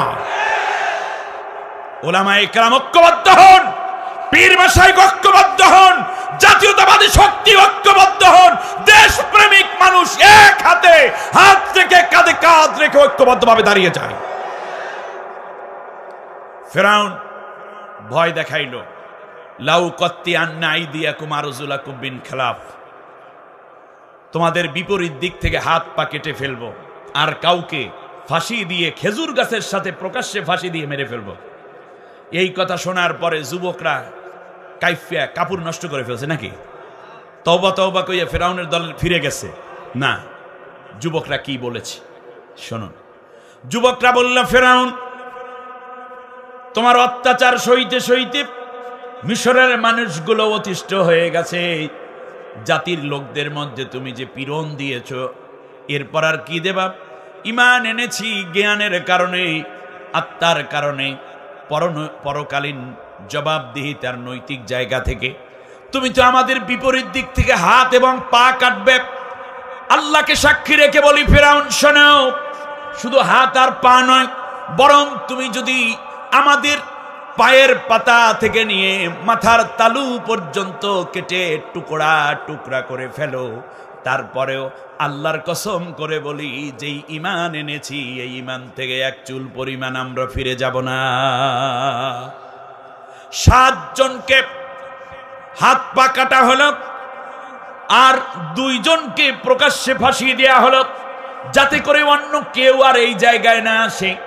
আমার কাছে আফসোস লাগে, রংপুরের ভাইয়েরা, লালমনির হাটের ভাইয়েরা ভালো করে বুঝুন, ফেরাউন যাওয়ার সময় ফেরাউন হাত পা কেটেছে কয় জনার? 7 জনার। কিন্তু আপনি কি জানেন, যাবার দিনে 24 জুলাই থেকে নিয়ে আগস্টের 5 তারিখ পর্যন্ত ভারত থেকে পুলিশ এনে এবং বাংলাদেশের নষ্ট পুলিশ যারা ছিল গুলি করেছিল আমার দেশের ছাত্র সমাজের মিছিলে। কারো পায়ে গুলি লেগেছে, কারো বুকে, কারো পিঠে, কারো ঘাড়ে, কারো সিনায়, কারো হাতে। এমনি করে করে মারা তো গেল। আর যারা জীবিত ছিলেন তাদের অনেকের এমন অবস্থা হয়ে গেল, তাদের পা কেটে ফেলতে হয়েছে। তার কারণ এমন জায়গায় গুলি লেগেছে পা আর রক্ষা করা সম্ভব না, হাত রক্ষা করা সম্ভব না। এই রকম হাত পা কেটেছে যারা, তাদের সংখ্যা দাঁড়িয়েছে বাংলাদেশে এখনো পর্যন্ত 2356। আজকে আপনি ইউটিউব সার্চ দিয়ে দেখেন, গুগলে চলে যান, লিখলেই হবে ছাত্র আন্দোলনে, কোটা আন্দোলনে হাত পা হারালো কতজন, সংখ্যা চলে আসবে। প্রায় 2500 মানুষের হাত পা কাটতে বাধ্য হলো। আর যুবক ছেলে ডান হাতটা নাই, যুবতী মেয়ে বাম পাটা নাই, কারো 2 হাত নাই, কারো 2 পা নাই। চিরদিনের জন্য পঙ্গু হয়ে গেল ওরা। ফেরাউন 7 জনের হাত পা কাটার কারণে যদি এত বড় জালেম ফেরাউন বলে আমরা তাকে গালি দিতে পারি, তাহলে প্রায় 2356 জনের হাত পা যে কাইটে গেল, এ কত বড় ফেরাউন নতুন কইরে কি আবার জিজ্ঞেস করার দরকার আছে নাকি? নাকি এই লেডি ফেরাউন বড়? শুনুন, ইব্রাহিম আলাইহিস সালামকে আগুনের মধ্যে ফেলেছে, নাম কি? নমরুদ। কয়জনকে ফেলাইছে? একজনকে। আগুনে ফেলার কারণে নমরুদকে আপনি এত ঘৃণা করেন, কিন্তু আপনি কি জানেন 5 August BRAC school, BRAC university, independent university, Gulshan university সহ কয়েকটা ইউনিভার্সিটির ছাত্রছাত্রী আন্দোলন করলো। সেই জায়গায় গুলি চালানো হলো, কত লাশ পড়ে থাকলো। এক পর্যায়ে একটা ভ্যান পাইয়া তারা পুলিশেরা 12টা লাশ উঠাইছে একটা ভ্যানের মধ্যে। আর প্রত্যেক ভ্যানের মধ্যে দেখবেন অনেক রশি থাকে, কারণ ভ্যান তো লাকড়ি বহন করে এক জায়গা থেকে আর এক জায়গায় নেয়, বস্তা বহন করে নেয়, ঠিক কিনা বলেন? আমার ভাইয়েরা, শেষ পর্যন্ত যা করলো, ওই রশিগুলা দিয়া 12টা লাশ শক্ত করে বাঁধা হলো। একটা পর্যায়ে কিছু দূর নেওয়ার পরে একটা পেট্রোল পাম্পের ভিতর ঢুকাইয়া দেয়া হলো। পেট্রোল পাম্পে দেওয়ার পরে পেট্রোল পাম্পে যেই ছেলেরা চাকরি করে ওদেরকে ডাকলো পুলিশ। 12টা লাশ বান্ধা, কারো চেহারা বের হয়ে আছে, কারো পা বের হয়ে আছে। কার মায়ের সন্তান বুঝি ওরা মাইরা আনন্দ করতে যায়। লাশগুলোর উপরে পাম্পের পেট্রোল ঢেলে দেয়া হলো। একটুখানি দূরে নিয়ে পেট্রোল পাম্পের ছেলেরা বলছে, স্যার এই জায়গায় আগুন দিয়েন না, তাহলে আমাদের পেট্রোল পাম্পটাই জ্বলে যাবে। পুলিশ ভ্যানওয়ালাকে বলল আর একটু সামনে যা, রাস্তার ঠিক মাঝ বরাবরে দাঁড়ালো। গায়ে দেওয়া ত্রিপলটাকে সরিয়ে ফেলল, দিয়াশলাই দিয়ে আগুন জ্বালিয়ে দেয়া হলো। একটা দুইটা নয়, 12টা লাশকে পুড়িয়ে রাজধানীর রাজপথের মধ্যে তারা উল্লাস করেছে। তাহলে নমরুদ যদি এক ইব্রাহিমকে আগুনের মধ্যে ফেলার কারণে এত বড় নমরুদ হতে পারে, তাহলে বলুন 12টা লাশ যারা পোড়াইলো তারা কত বড় নমরুদের বাচ্চা নমরুদ, ঠিক কিনা বলে? আর কি বলবো, এরপরে বাংলাদেশে একদল 5টা গোলাম রয়েছে, এখনো নাকি তাদের কথা বলতে চায়। এত পাপের বোঝা তোমরা কোথায় নিবে? শুধু তাই, খেয়াল করুন, কোরআনের পুরো কোরআন আমি অনুবাদ করার তৌফিক আল্লাহ আমাকে দিয়েছেন, কিন্তু আসহাবুল উখদুদ আমি পড়েছি, নমরুদ ফিরআউনের ইতিহাস পড়েছি, সেখান থেকে ধরে কওমে লূত, কওমে সামুদের ইতিহাস পড়েছি। কিন্তু কোন একটি দেশের সরকার সেই দেশেরই মানুষের চোখ তুলে ফেলে, অন্ধ করে ফেলে, এই ইতিহাস কোরআনের কোথাও নাই, হাদিসেরও কোথাও নাই, যেটা এই গভর্নমেন্ট যাওয়ার আগে মাথা বরাবর গুলি করে তারপর আমার দেশের 2000-এর অধিক যুবক যুবতীকে অন্ধ করে দিয়েছে চিরদিনের জন্য। আল্লাহ রাব্বুল আলামিন বলেন, শোনো, আমি আল্লাহ সুবহানাহু ওয়া তাআলা তোমাদেরকে বলে যাচ্ছি, তাদের কোনো দোষ ছিল না, একমাত্র দোষ ছিল তারা পৃথিবীতে আল্লাহর উপর ঈমান এনেছে এবং আসমান জমিনের একচ্ছত্র মালিক ওই আল্লাহর রাজত্ব কায়েম করতে চাওয়াই তাদের অপরাধ। আর কোনো অপরাধ ছিল তাদের? আজকে আপনাদেরকে বলি, 1 আগস্ট এই 2024 সাল বাংলাদেশ জামাত ইসলামীর এর আগে তো নিবন্ধন বাতিল করেছে, মার্কা নিয়ে গেছে। শেষবারে যেটা ছিল সেটা হইল দলটাকে ব্যান্ড করা বাকি ছিল, এমনি তো অঘোষিত ব্যান্ড ছিলই। 1 তারিখে তারা এই বাংলাদেশ জামাত ইসলামী শহীদি কাফেলা ব্যান্ড করে ফেললো। মাঝে মাঝে বলতো বিএনপিকেও ব্যান্ড করে দেব। যাই হোক, করছে ভালো কথা, 4 দিনের মাথায় তারা পইরে গেছে, ঠিক না বলেন? কিন্তু ব্যান্ড করার কারণ কি?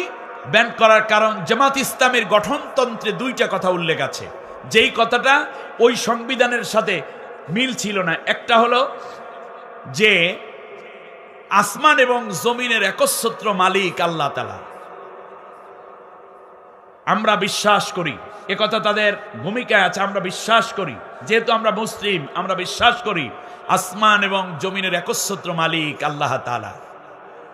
এই কথা কেন লেখলা? আচ্ছা বলেন, আসমানের মালিক কে? না, জোরে বলতে হবে। জমিনের মালিক কে? আসমান এবং জমিনের মালিক আল্লাহ। এই কথা যারা বিশ্বাস করেন, আজ এই হাজার হাজার জনতার মধ্যে আল্লাহকে সাক্ষী রেখে 2টা হাত উঁচু করতে হবে আপনাকে, এই ঈমানের স্বীকৃতি দিতে হবে, লিল্লাহি মা ফিস সামাওয়াতি ওয়া মা ফিল আরদ। যারা বিশ্বাস করেন আসমান আল্লাহর, জমিন আল্লাহর, তারা 2টা হাত উঁচু করে আল্লাহকে দেখান।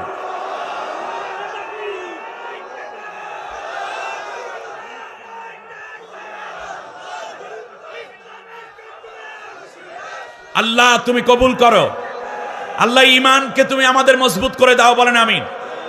এই ছিল অপরাধ।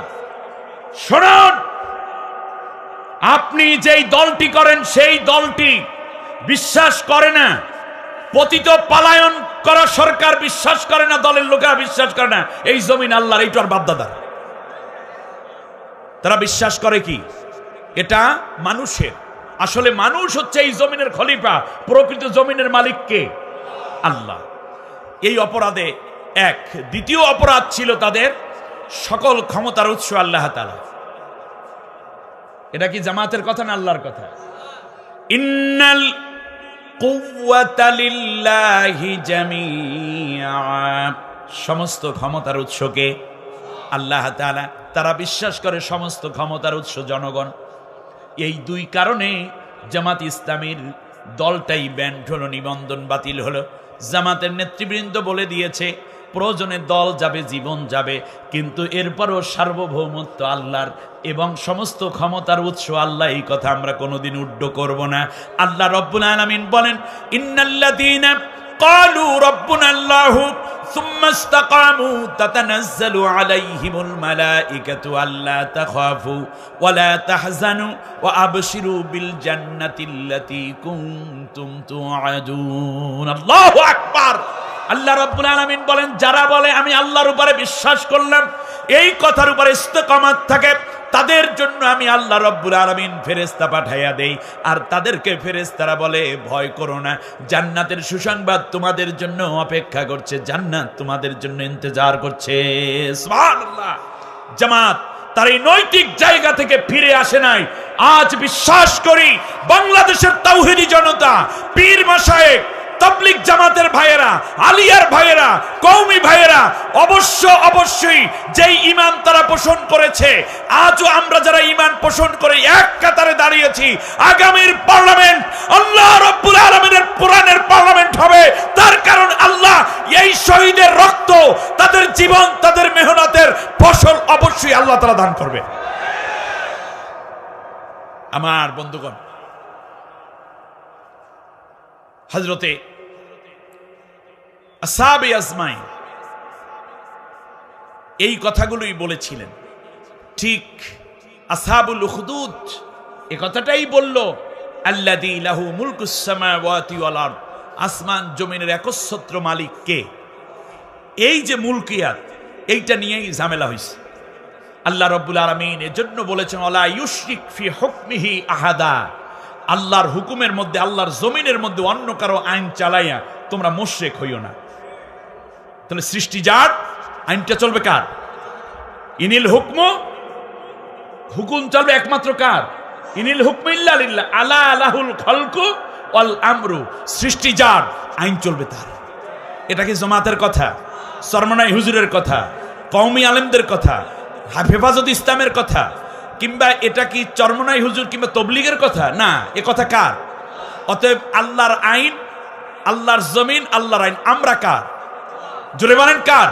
আমার ভিতরে হুকুম চলে কার? সুতরাং জমিনেও আমি ওই আল্লাহর হুকুম কায়েমের জন্য কাজ করব। আল্লাহ আমাদের কবুল করুন। আল্লাহ রাব্বুল আলামিন বলেন, শোনো, আল্লাহু আলা কুল্লি শাইইন শাহীদ। ও দুনিয়ার মানুষেরা শোনো, সেই সময় তারা যেই হত্যাকাণ্ড করেছিল, দাকিয়ানুস বাদশা তোমরা ছিলে না, আমি আল্লাহ রাব্বুল আলামিন সব কিছুর বিষয়ে সাক্ষ্য হয়েছিলাম। তার কারণ মাজলুমের পক্ষে সাক্ষী দেবেন কে? সুবহানাল্লাহ। আল্লাহ রাব্বুল আলামিন বলেন, শুধু এটাই নয়, ইয়াউমা তাশহাদু আলাইহিম আলসিনাতুহুম ওয়া আইদিহিম ওয়া আরজুলুহুম বিমা কানু ইয়ামালুন। শুধুমাত্র আমি সাক্ষ্য দেব এটা নয়, বরং যে যেই কাজ করেছে তার জিহ্বা, তার মুখ এবং তার হাত, তার পা, সব কিছুই সেদিন সাক্ষী দেবে। যেই পুলিশরা হত্যা করেছে, যারা আল্লামা সাইদি সাহেবের শরীরে বিষ প্রয়োগ করেছে, যারা শহীদ করেছে, হয়তোবা হেলমেট পরা হোক, রাতের আধারে হোক, দিনের আলোয় হোক, সবগুলা সেই দিন তাদের হাত পা বলে দিবে। সিক্রেট মার্ডার করেছেন, গুম করেছেন, হত্যা করেছেন, আয়না ঘরে নিয়েছে যারা, সবার ব্যাপারে এই কাজগুলো অবশ্যই কিয়ামতের দিন সাক্ষী হবে। ঠিক কিনা বলেন? আল্লাহ রাব্বুল আলামিন বলেন, হাত্তা ইযা জাউহা শাহিদা আলাইহিম সামউহুম ওয়া আবসারুহুম ওয়া জুলুদুহুম বিমা কানু ইয়ামালুন। শুধু এটাই নয়, বরং আরো সাক্ষী দেবে, আরো সাক্ষ্য দেবে। সামউহুম তাদের কান, তাদের চক্ষু এবং তাদের চামড়া, যারা এই দুনিয়ায় অন্যায় করেছে, এই সব অঙ্গগুলো, কারণ চামড়া রেখে তো কেউ গুলি করতে যেতে পারে নাই, কান রেখে তো কেউ অন্যকে হত্যা করতে যেতে পারে নাই, এমনকি চক্ষুও কিয়ামতের দিন আমার আপনার বিরুদ্ধে সাক্ষী দিতে থাকবে। তার কারণ হচ্ছে এই যে আপনি আল্লাহর কোরআন এবং নবীর আদর্শের বাইরে কাজ করেছেন, এই জন্য আপনার বিরুদ্ধে সাক্ষ্য দিবে তারা। নাউযুবিল্লাহ। আল্লাহ রাব্বুল আলামিন বলেন, শুধু এটাই নয়, কিরামান কাতিবিনা ইয়ালামুনা মা তাফআলুন, একদল ফেরেশতা সব নোট করে করে লিখে রাখতেছে। শুধু তাই নয়, আল্লাহ তাআলা বলেন, ফামান ইয়ামাল মিসকালা যাররাতিন খায়রান ইয়ারা ওয়া মান ইয়ামাল মিসকালা যাররাতিন শাররান ইয়ারা। অনুপরমাণু পরিমাণ, সরিষা দানা পরিমাণ যদি নেক আমল করো, তাও ভিডিও করে রাখা হচ্ছে, দেখতে পাবা। আর যদি অনুপরমাণু পরিমাণ গুনার কাজ করো, তাও দেখানো হবে। আল্লাহু আকবার। আপনার যেই কথাগুলো আছে তাও রেকর্ড হচ্ছে। মা ইয়ালফিযু মিন কাওলিন ইল্লা লাদাইহি রাকীবুন আতীদ। ভিডিও আকারে সব কথাগুলো রেকর্ড করে রাখা হচ্ছে একদল ফেরেশতাই। অতএব কথাবার্তা বলার সময় খুব সাবধানে বলবেন, আল্লাহর বিরুদ্ধে, নবীর বিরুদ্ধে কিংবা জালেমের পক্ষে যেন কোনো কথা না হয়। ঠিক কিনা? আল্লাহ রাব্বুল আলামিন আবার বলছেন, শোনো, এটাই শেষ কথা নয়। ওয়া আখরাজাতিল আরদু আসকালাহা, জমিন সেই দিন সব বের করে দিবে। জমিনের পক্ষ থেকে একটা সাক্ষী আসবে, সাক্ষ্য আসবে। শুধু এটা নয়, মানুষেরা বলবে, আল্লাহ তুমি আমারে মাফ করে দাও। তখন আল ইয়াউমা নাখতিমু আলা আফওয়াহিহিম ওয়া তুকাল্লিমুনা আইদিহিম ওয়া তাশহাদু আরজুলুহুম বিমা কানু ইয়াকসিবুন। সেই দিন তার মুখটাকে বন্ধ করে দেব, আর কোনো কথা তারা বলতে পারবে না, বরং সেই দিন তাদের হাত কথা বলবে আর পা সাক্ষ্য দিবে। সাথে সাথে এই দুনিয়ার যা কিছু করেছে তারা সব দেখতে পাবে। আল্লাহ যেন সেই দিন আমাদেরকে এই নেক আমলগুলোর বরকতে মাফ করে জান্নাতি করে দেন। বলেন আমিন। আল্লাহ রাব্বুল আলামিন বলেন, শোনো, ইন্নাল্লাযীনা ফাতানুল মুমিনিনা ওয়াল মুমিনাতি সুম্মা লাম ইয়াতুবু ফালাহুম আযাবু জাহান্নাম। আল্লাহ রাব্বুল আলামিন বলেন, যারা অন্যায়ভাবে আল্লাহর জমিনে আল্লাহর দ্বীন কায়েমের আন্দোলন করার অপরাধে মুমিন নারী এবং মুমিনা পুরুষ, মুমিনা নারী এবং মুমিন পুরুষদেরকে যারা কষ্ট দিয়েছে, আমার ভাইরা, একেবারে অধুনা সময়ের কথাও যদি বলি, বাংলাদেশে ইসলামের কথা বলার অপরাধে শুধু কি মাত্র পুরুষদের উপর অত্যাচার করেছে, নেতাদেরকে হত্যা করেছে, নাকি মহিলাদের উপরেও টর্চার হয়েছে? বলুন তো দেখি। আরমানের স্ত্রী, দুইটা ছোট ছোট বাচ্চা, একজনের বয়স 2.5 বছর আর একজনের বয়স মাত্র 3.5 বছর। এর মানে 1 বছরের মাথায় 2 বাচ্চা হয়েছে। ছোট বোন, বড় বোন, 2টা বাচ্চা। বাবা জেলের মধ্যে। আরমানের বাবা মীর কাসিম আলী শহীদ, ফাঁসির রায় হয়ে গেল। 2 দিন আগে তিনি ওসিয়ত করলেন, আমার ফাঁসি হওয়ার পরে আমার জানাজা পড়াবে আমার ছেলে। 2 দিন পরেই ছেলেটাকে নিয়ে যাওয়া হলো। বাবার স্বপ্ন আর পূরণ হলো না, জানাজা হলো না, বাবাকে নিজে আর জানাজা পড়াতে পারল না। 11টা বছর পর্যন্ত একটানা আয়না ঘরের মধ্যে আটকাইয়া রাখলো। ছোট ছোট বাচ্চাগুলো 11 বছরের মাথায় এসে একটু বড় বড় হয়ে উঠছে। 3.5 বছর যোগ করেন 11-র সাথে, আর 2.5 বছর যোগ করেন। বাচ্চা 2টা বড় হলো। কত ঈদ গেল, কত কোরবানি গেল। স্ত্রীকে বারবার আত্মীয় স্বজন, আপনজন, প্রিয়জন বলেছিল, তুমি একটা বিয়ে করে নাও, আরমান কোনোদিন হয়তো আর আসবে না। স্ত্রী কোনো কথা বলতেন না। শেষবারে বেশি বেশি ভাইয়েরা, মামা, চাচা, এরা যখন বেশি বেশি তাগাজা দেয়, তখন এক পর্যায়ে তিনি শুধু কেঁদে বলেছিলেন, আরমান যদি কোনোদিন দুনিয়ায় আমার কাছে ফিরে না আসে, আরমানের জন্য অপেক্ষায় থাকতে থাকতে একদিন আমি বিদায় হয়ে যাব, জান্নাতের মধ্যে আরমানের সাথে আমার দেখা হবে। কত ধৈর্য! সন্তান আয়না ঘরে আমান আজামি, গোলাম আজম সাহেবের ছেলে, এইদিকে মা মারা যায়, জানতো না। তার স্ত্রী অন্যত্র বিবাহ বসেছে, বের হওয়ার মাত্র 2 বছর আগে। কারণ তাকে টেক কেয়ার করার মতো কেউ নেই। অন্যরা বলে দিল, কোনো চিন্তা নাই, তুমি বিয়ে বসো, হয়তো সে আসবে না। তার ভাইরাও পরামর্শ দিয়েছিল। পারিবারিকভাবে অন্য জায়গায় বিয়ে হয়েছে। জেল, আয়না ঘর থেকে উদ্ধার হলেন ঠিকই, ঘরে এসে দেখতেছেন স্ত্রী নেই, সন্তানগুলোও নেই। অবশ্য সেই ভাই যখন শুনেছেন ফিরে এসেছে আমান আজামি, সাথে সাথে তার স্ত্রীকে ডেকে বলেছেন, আমি তোমাকে ডিভোর্স দিয়ে দিলাম, ইদ্যত পালনের পরে তুমি আমার ভাইয়ের কাছে চলে যাইও, তার কারণ তার মতো দুঃখী মানুষ এই দুনিয়ায় আর নেই। আমাদের ডক্টর শফিকুল ইসলাম মাসুদ সাহেব, সাবেক ইসলামী ছাত্র শিবিরের কেন্দ্রীয় সভাপতি ছিলেন। তার স্ত্রীর গর্ভে 8 মাস সন্তান। র্যাবেরা তাকে তুলে নিয়ে গেছে স্ত্রীকে। তিনি একজন ডাক্তার। যখন ডাক্তারকে বলল র্যাবের ভাইয়েরা, আমার গর্ভে 8 মাসের একটা বেবি আছে, আমাকে সাবধানে নাড়াচাড়া করাবেন, গাড়িতে ধাক্কা দিবেন না।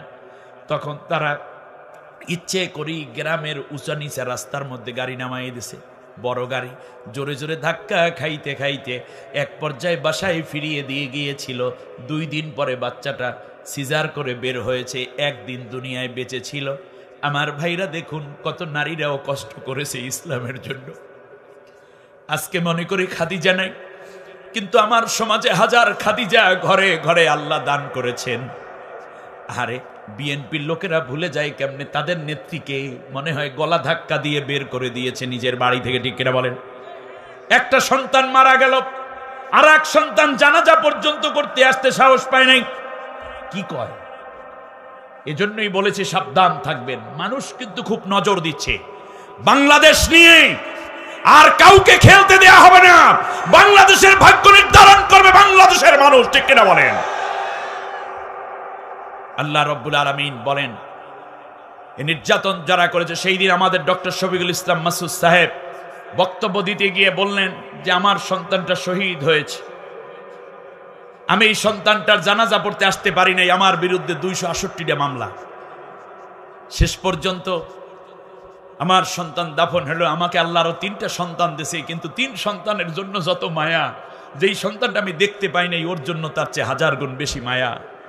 আল্লাহর কাছে দোয়া করি যেন আমার সন্তানকে শাহাদাতের মর্যাদা দিয়ে কিয়ামতের সন্তান আমাদেরকে সুপারিশ করে জান্নাতে নিয়ে যায়।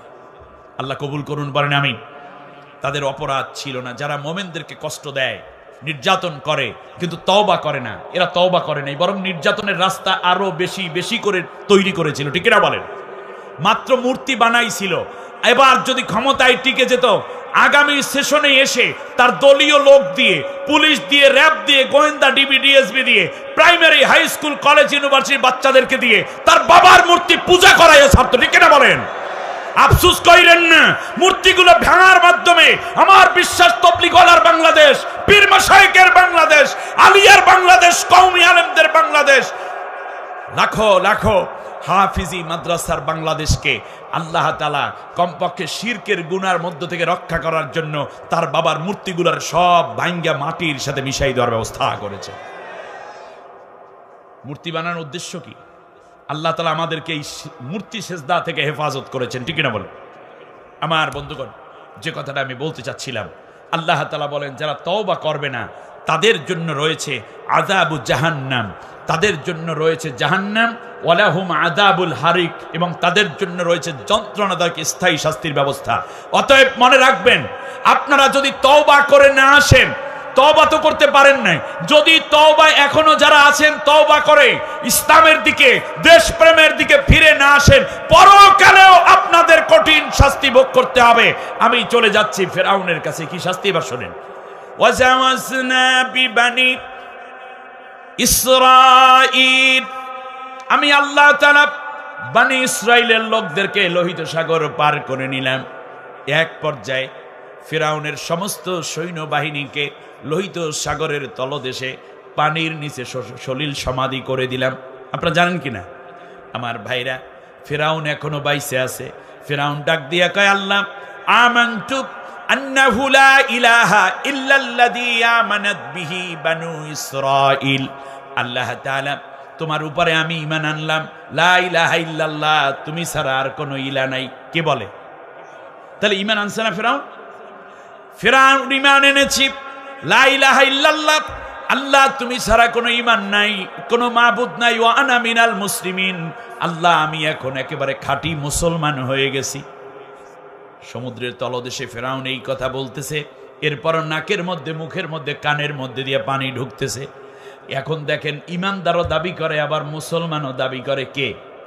সূরা ইউনূসের 90 নম্বর আয়াত পড়ে দেখেন। এখন আমার আল্লাহ ডাক দিয়ে বলেন, আল আন ওয়াকাদ আসাইতা ক্বাবলু ওয়া কুনতা মিনাল মুফসিদিন, তুমি এখন বলতেছো ঈমান এনেছি, কিন্তু এর আগে তুমি ছিলা বড় স্বৈর শাসক। তাহলে বোঝা যায় স্বৈর শাসকের ঈমান আল্লাহ কবুল করেন। আমার কথা বুঝে আসছে আপনাদের?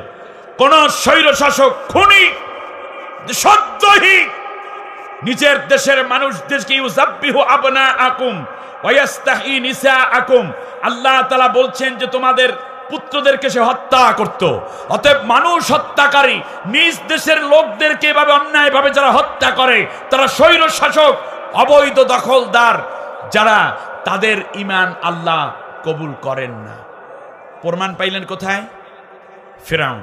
এরপরেও আল্লাহ বলছেন তার দোসর যারা আসো তারাও কমপক্ষে যদি তওবা না করো তাহলে তোমাদের জন্য কঠিন শাস্তি আছে। আমি আপনাদের জন্য শুধুমাত্র একটি ছোট্ট ইতিহাস বলতে চাই। নবীও তাদের ক্ষমা করেন নাই। ইতিহাস বলবো। রাসূল সাল্লাল্লাহু আলাইহি ওয়াসাল্লাম মক্কা বিজয় করলেন। মক্কা বিজয় করে আল্লাহর নবী বললেন, শোনো, আমি সকলকে সাধারণ ক্ষমা ঘোষণা করলেন, কিন্তু 14 জন, এই 14 জনকে যেখানে পাবে সেখানে হত্যা করবে। এই 14 জন ক্ষমার মধ্যে নাই। খেয়াল করেছেন আপনারা? এমন সময় এক সাহাবী এসে বলল, ফাকালা ইবনু খাতালিন মুতাআল্লাকু বিআস্তারিল কাবা, ইয়া রাসূলুল্লাহ, আপনি যাদের নাম বলেছেন, হিন্দা, ইকরামা বিন আবু জেহেল, ইবনুল খাতাল, এমনি করে 14 জনের নাম বলেছেন। এর মধ্যে ইবনুল খাতাল, বাইতুল্লাহ শরীফ, এটা তো হারাম শরীফের মধ্যে এরিয়া, মাতাফের মধ্যে। এর মানে হচ্ছে যদি এই 14 জন হয়, তার মধ্যে একজন তো হলো ইবনে খাতাল ইয়া রাসূলুল্লাহ, সে তো বাইতুল্লাহর মধ্যে, এটার মধ্যে তো হত্যা করা নিষেধ, কারণ হারাম শরীফের মধ্যে হত্যা করা, মানুষ হত্যা করা কি নিষেধ, আপনারা জানেন এটা হারাম নামই এই জন্য যে এই কাজগুলো নিষেধ এখানে। আল্লাহর নবী বললেন, শোনো, যদি সে কাবার গিলাফ ধরে আসে না, বরং যদি কাবার গিলাফের মধ্যে ঢুইকাও থাকে, ফাকতুলুহু, এরপরেও তাকে হত্যা করো। তার কারণ সে যেই জঘন্য অপরাধ করেছে মুসলিমদের সাথে, তাকে মাফ করার কোনো অধিকার আল্লাহ আমাকে দেন নাই। এ কথা শোনার সাথে সাথে 3 জন সাহাবী তলোয়ার নিয়ে একটা দৌড় দিয়েছে। ওই 3 জনের নাম সাইয়েদ ইবনে হুরায়েস রাদিয়াল্লাহু আনহু, আম্মার ইবনে ইয়াসার রাদিয়াল্লাহু তাআলা আনহু। আম্মার ইবনে ইয়াসার হলেন সুমাইয়া রাদিয়াল্লাহু তাআলা আনহার সন্তান। আপনারা জানেন কিনা? ইয়াসার, আম্মার তার নাম, ইয়াসার হইল স্বামী, আর সেই স্বামীর স্ত্রীর নাম হইল কি?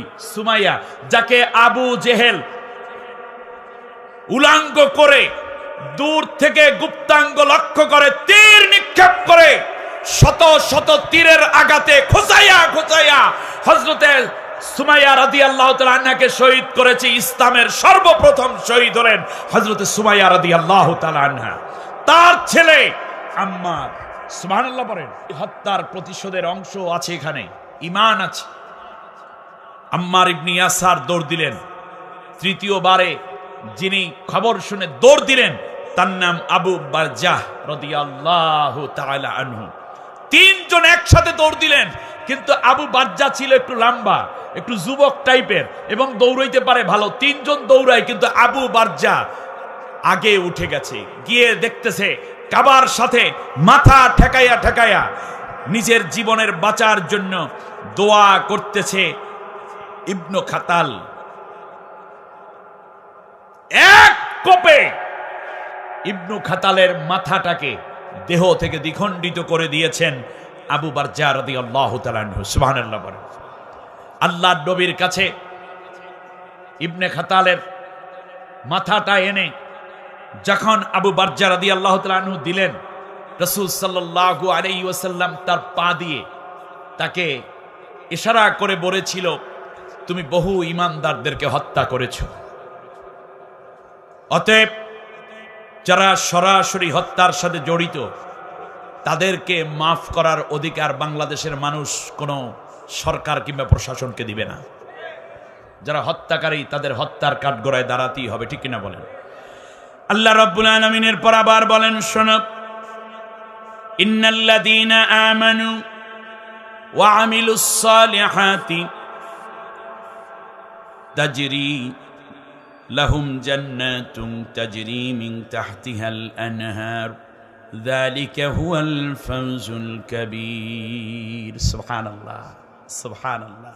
আমার ভাইয়েরা, হযরতে রাসূল সাল্লাল্লাহু আলাইহি ওয়াসাল্লাম বললেন, শোনো, এই আয়াত নাজিলের পরে একদিকে ঈমানের পরীক্ষা, আর একদিকে ঈমান বিরোধী জালেমের পরিণতি, শেষবারে এসে আমাদেরকে আল্লাহ 2টা কাজ দিয়ে বলছেন, তাহলে তোমরা জান্নাতি হয়ে যাবে। সুবহানাল্লাহ বলেন। এই 2টা কাজ করতে কি আপনারা রাজি আছেন?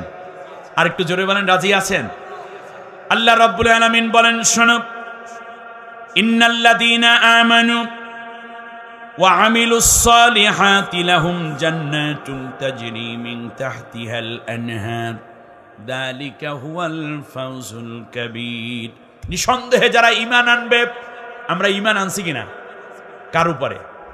জোরে বলেন, কার উপরে? তো জোরে বলেন, আমরা ঈমান এনেছি। সবাই বলতে হবে তো, এটা তো ঈমানের প্রশ্ন, আপনারা এভাবে করছেন কেন? জোরে বলেন, আমরা কি ঈমানদার? কারা ঈমানদার একটু হাত উঁচু করে আল্লাহকে দেখাই, লিল্লাহি তাকবীর, নারায়ে তাকবীর। আল্লাহ, তুমি আমাদেরকে ঈমানদার হিসেবে কবুল করে নাও। আল্লাহ, আমরা নবী দেখি নাই, কিন্তু নবীর উপর ঈমান এনেছি। তোমাকে দেখি নাই, তোমার উপর ঈমান এনেছি। তোমার জান্নাত দেখি নাই, জান্নাত পাওয়ার আশা করি। জাহান্নাম দেখি নাই, জাহান্নামের ভয়ে আল্লাহ তোমার কাছে কান্দি। আল্লাহ তুমি আমাদেরকে মাফ করে খাঁটি মুমিন হিসেবে মঞ্জুর করে নাও, বলেন আমিন। আমার ভাইয়েরা খেয়াল করুন, আল্লাহ রাব্বুল আলামিন বলেন দুইটা কাজ করো জান্নাত পেয়ে যাবা। সুবহানাল্লাহ বলেন। কয় কাজ? আরো জোরে। এখন তো বলতে কোনো অসুবিধা নেই, জোরে বলেন কয় কাজ? মাশাআল্লাহ।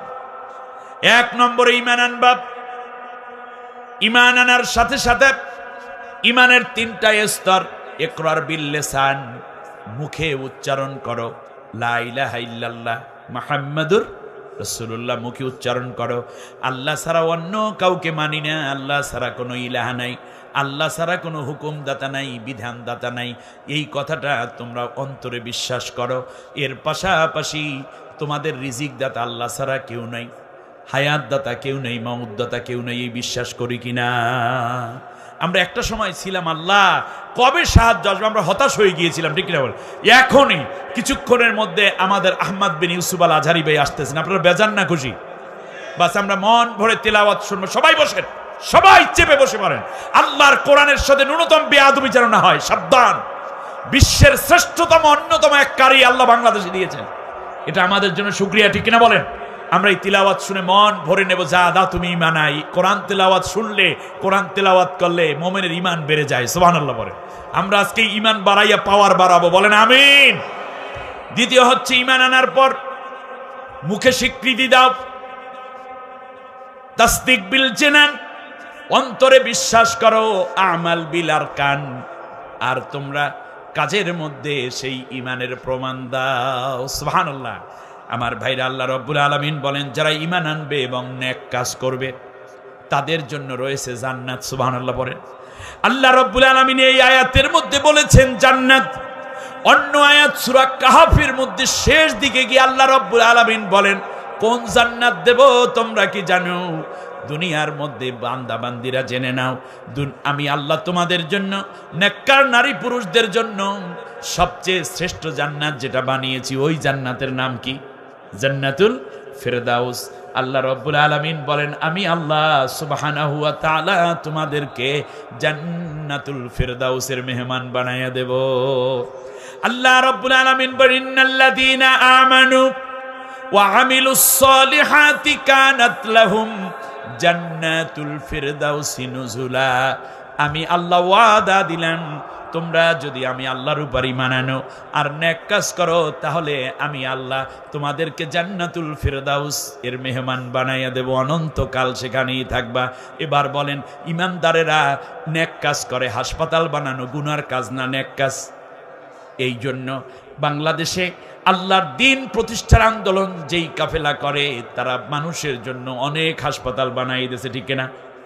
ইসলামী ব্যাংক কায়েম করা নেক কাজ না, গুনার কাজ? নার্সিং হোম করা, মেয়েদের জন্য পর্দা সহকারে চাকরির ব্যবস্থা করা, এটা গুনার কাজ না, নেক কাজ? স্কুল করা, ইসলামিক স্কুল করা, মাদ্রাসা করা, ইউনিভার্সিটি করা, যেখানে মানুষের জন্য অনেকগুলো দাতব্য চিকিৎসালয় করা, এমনকি আল্লাহর জমিনে আল্লাহর দিন প্রতিষ্ঠা করা, এইটা বদ কাজ না, নেক কাজ? এই কাজগুলো করতে হবে। তবলিগের ভাইরাও কাজ করেন, চরমনাইর পীর সাহেব কাজ করেন, ঠিক না বলেন?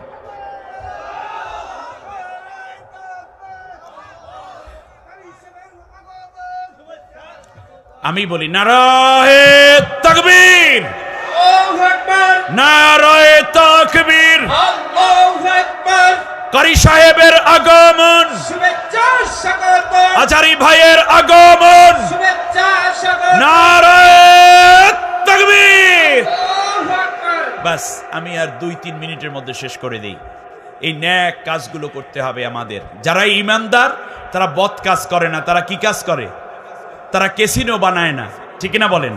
তারা মানুষের জন্য মৃত্যুদণ্ড দেওয়ার জন্য, জীবন থেকে জীবনী বের করার জন্য আয়না ঘর বানায় না।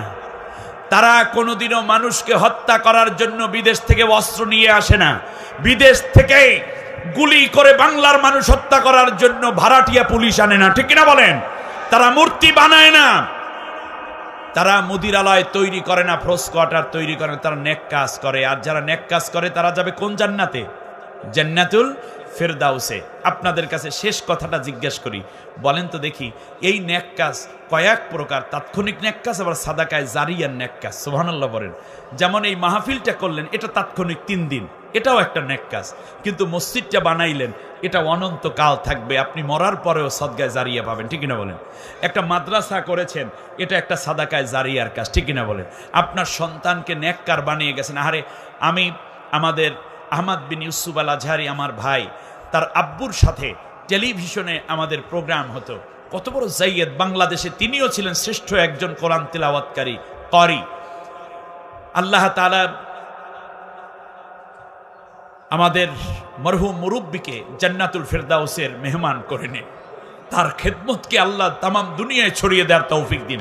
তার ধারাবাহিকতা, তার কলিজার টুকরা সন্তান এই প্রজন্মে কোরআনের সবচেয়ে বড় খাদেম হিসাবে আবির্ভূত আল্লাহ করিয়ে দিয়েছেন, ঠিক না? হাজার হাজার না লাখো লাখো আলেম যাকে ফলো করে কোরআন তেলাওয়াত শিখছি, ইনশাল্লাহ আমাদের সন্তানরাও এই রকম তেলাওয়াত করে বিশ্বজয়ী একজন ক্বারি হবেন, হাফেজ হবেন। আল্লাহ মঞ্জুর করুন। আজকে ভাইকে জিজ্ঞেস করেছিলাম, ভাই আপনি হিফজ শিখেছেন কোথায়? বলে আব্বার কাছ থেকে। সুবহানাল্লাহ। আল্লাহ তুমি ঘরে ঘরে ভালো আব্বু দাও, ভালো সন্তান দাও, বলেন আমিন।